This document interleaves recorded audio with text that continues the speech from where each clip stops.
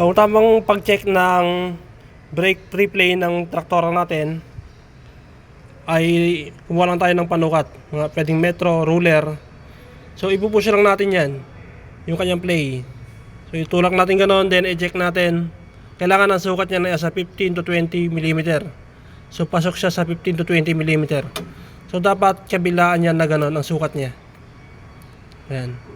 So 15 to 20 mm, halos sa 17 lang siya. So ibig sabihin okay yung adjustment siya. Ang preno kapag nauupod, kung siya, lumalaki yung play niya. So kailangan i-adjust kapag lumaki yung kanyang play, pag lumagpas na siya ng 20 mm.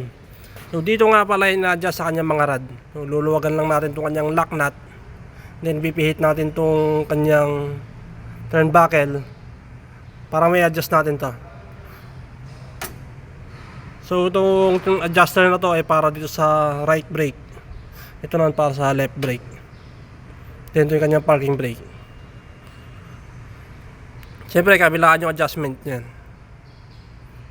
So punta naman tayo sa clutch.